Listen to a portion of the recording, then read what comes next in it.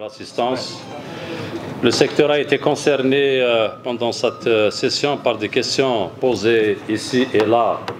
Permettez-moi donc de vous apporter succinctement quelques éléments de réponse. Pour les deux salles de soins de la commune Abi Youssef, en l'occurrence Saïd Khalifa et Tazrout, la première sera remise en fonction ce dimanche après une brève fermeture due à l'absence de l'infirmier en raison d'un impératif imprévu.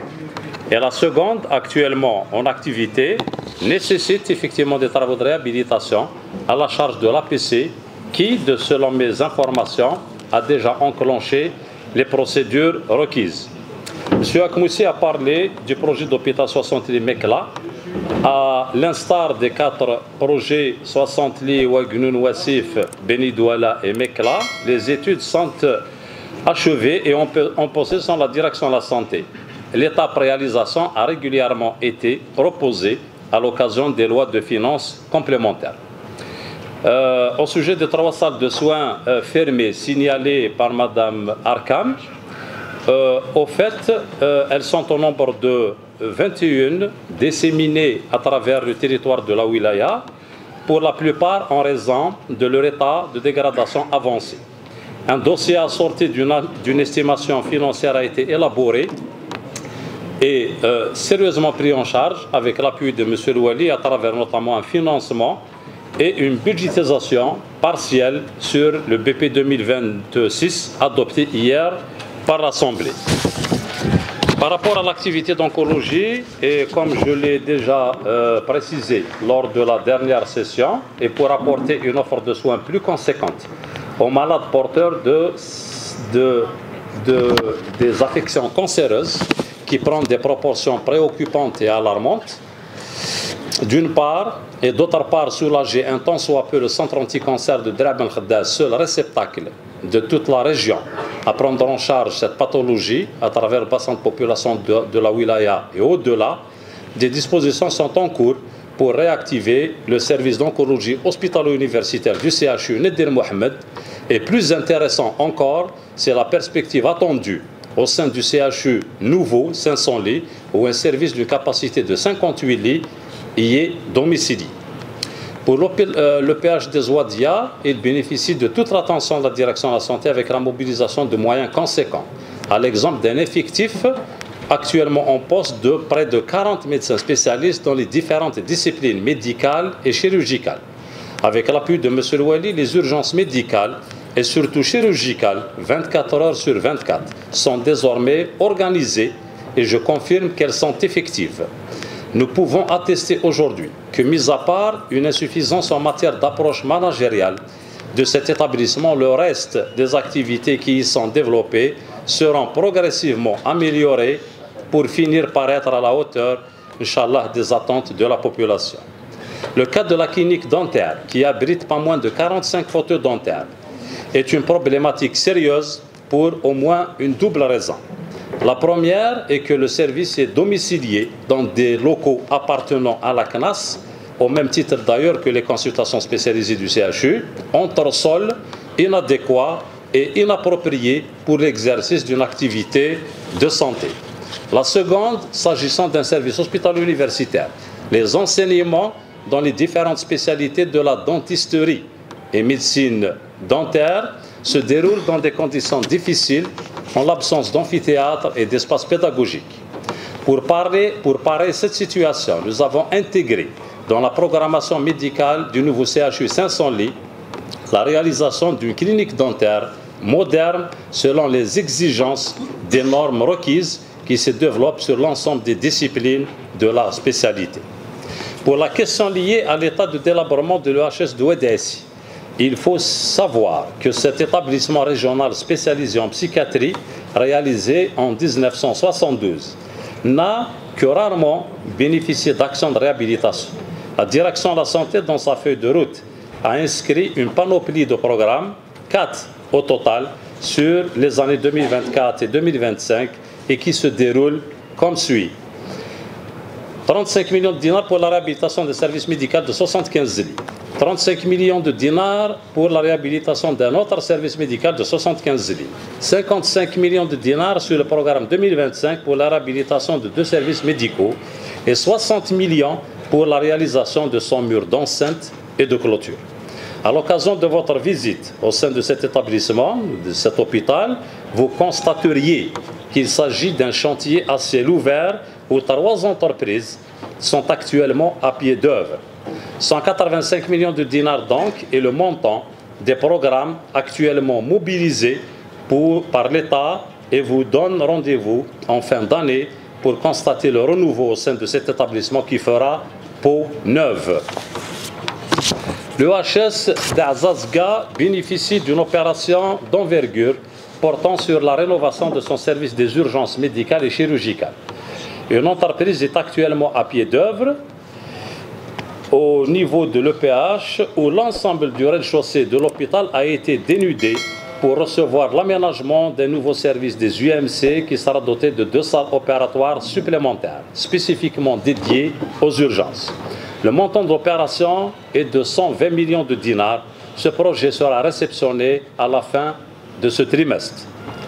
Le péage de l'Arbanet Tiratin est concerné par une opération d'extension qui portera sur la création d'un service de gynécologie obstétrique avec 2 salles opératoires entièrement équipées, d'un monte malade qui fera la jonction fonctionnelle avec le service des urgences, ceci pour un montant de 170 millions de dinars.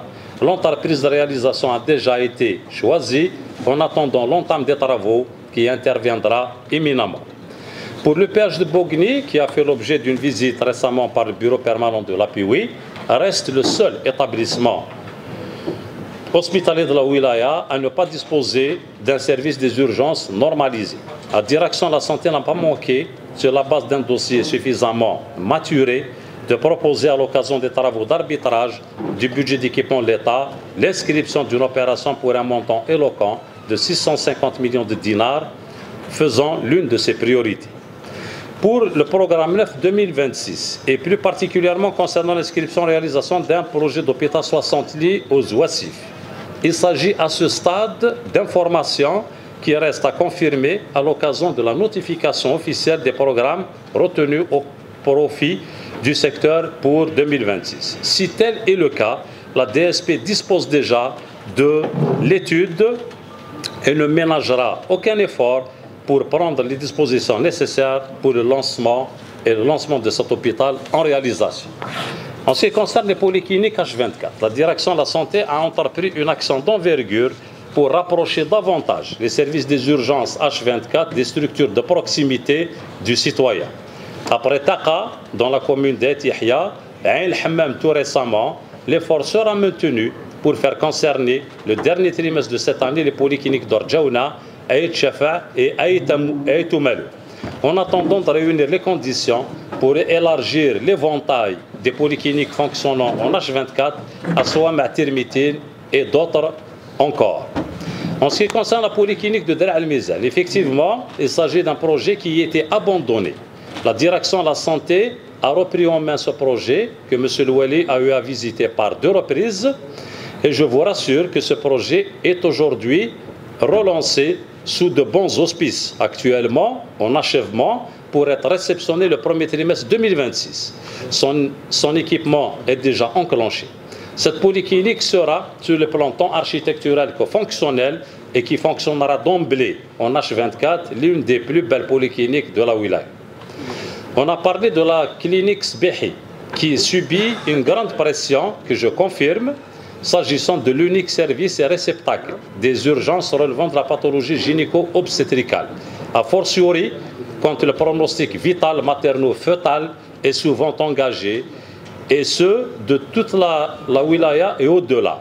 La perspective du règlement de cette problématique ne se trouve pas dans cette clinique qui est inextensible, mais la réalisation du complexe mère et enfant d'une capacité de 140 lits implantés au pôle d'excellence dont l'étude est en achèvement. Concernant la question en rapport avec le péage de Dra al-Mizan, cet établissement bénéficie d'enveloppes sur le PSD, 20 millions de dinars pour sa réhabilitation et sa dotation en équipement médical très prochainement. un phaco-émulsificateur pour l'ophtalmologie et d'autres équipements d'exploration médicale, sans occulter l'inscription sur le BP, budget de Wilaya hier, pour l'acquisition d'une colonne de célochirurgie pour un montant de 15 millions de dinars qui améliorera indéniablement la prise en charge de certaines pathologies en chirurgie suivant un protocole moderne et mini-invasif, alors que je confirme que le scanner du même établissement est dans un état fonctionnel. M. Bacha a soulevé la question du PGRH de l'EPH de Ouessif, le PSP de Ouessif. Je précise que les plans de gestion des ressources humaines des établissements de santé de la Wilaya ne sont pas encore adoptés par l'inspection de la fonction publique pour qu'ils soient mis en œuvre. Ceci pour une considération d'ordre technique et d'interprétation de l'inspection de la fonction publique qui relève des services du Premier ministre et les contrôleurs budgétaires qui, eux, sont le prolongement de la direction générale du budget. Le délai fixé réglementairement au 30 octobre 2025, nous prendrons une initiative cette semaine pour un arbitrage en présence de deux parties, notamment afin de débloquer la situation. Au sujet de la question, s'inquiétant à juste titre d'ailleurs de la problématique posée par les pannes survenues sur les accélérateurs linéaires du service de radiothérapie du Centre de lutte contre le cancer de Dr'a Ben Khadda, réduisant ainsi d'une façon drastique l'accès de cette catégorie de malades aux soins, dans cette spécialité aussi sensible qu'importante, je me dois d'éclairer l'Assemblée sur les tenants et aboutissants de ce dossier. Les équipements ont été acquis dans le cadre d'un contrat gouvernemental. Il faut savoir que deux géants maîtrisant cette technologie de pointe se partagent le marché mondial de la radiothérapie. La marque Varian américaine et Elekta suédoise. Le Centre de lutte contre le cancer de Dr'a Ben Khadda a hérité de la technologie suédoise. En 2023, après 5 ans d'exploitation, la garantie sur les équipements de radiothérapie échoua et dès lors la mise en œuvre d'un contrat de maintenance devait prendre le relais, ce qui n'a pas été formalisé par la direction des équipements de santé en charge de cette question.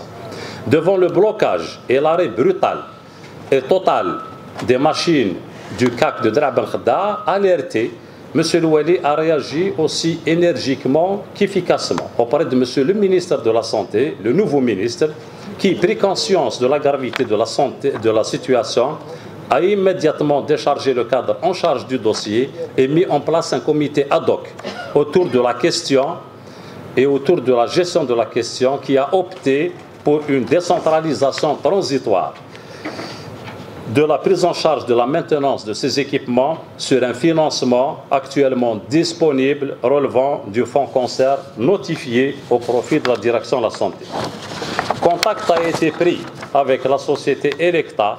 Un premier et un second round de discussion au niveau de la direction de la santé a permis d'échafauder la mouture du contrat de maintenance des équipements de radiothérapie et parallèlement, s'agissant d'une situation d'urgence extrême, les ingénieurs de la société suédoise étaient déjà à pied d'œuvre au niveau de CAC, de Dr'a Ben Khadda. Un premier et un second accélérateur a été réparé et mis en activité, en attendant le troisième et dernier accélérateur prévu pour très prochainement.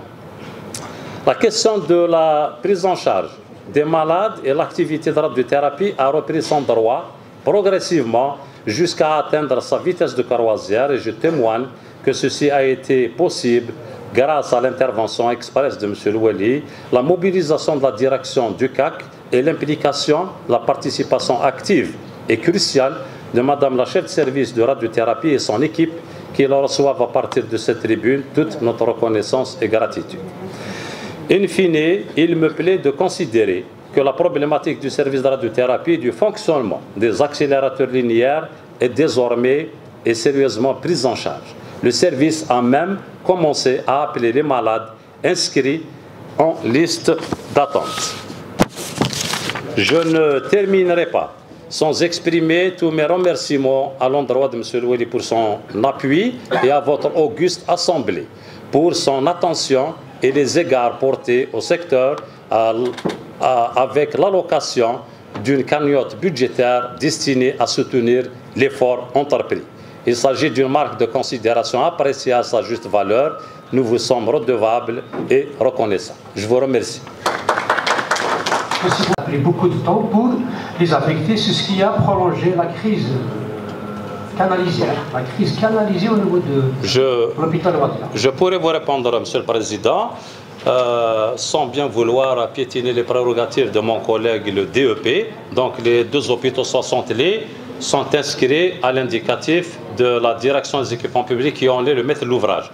Je crois savoir qu'un reste à réaliser qui peut être quantifié en termes de timing sur peut-être 4, 5, 6, voire 6 mois. Parallèlement à la direction de la santé, je voudrais vous informer que nous avons 22 marchés pour Ain el-Hammam, 23 projets de marché pour Bouzgane qui sont fin prêts.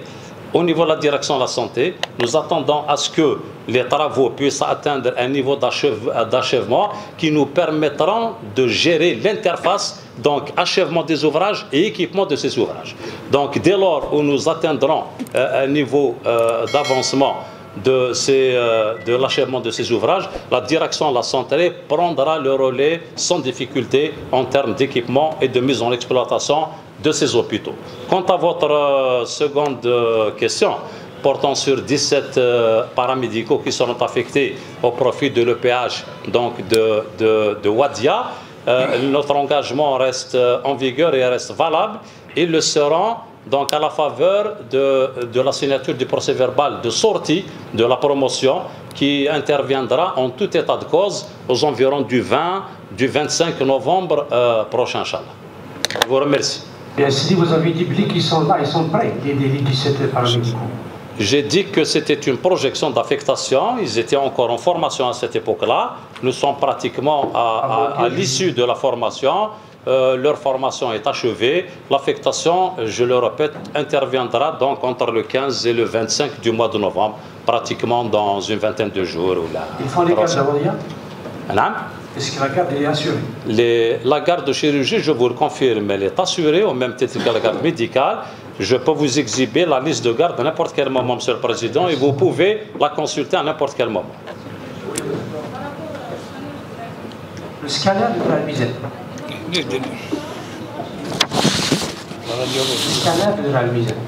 Je crois avoir répondu à cette question. J'ai dit que le scanner de Dra al-Mizan est fonctionnel. Il peut ne pas être optimisé en termes de production parce que, comme vous le savez, la wilaya souffre d'une problématique majeure, c'est le déficit dans la spécialité d'imagerie médicale, n'est-ce pas?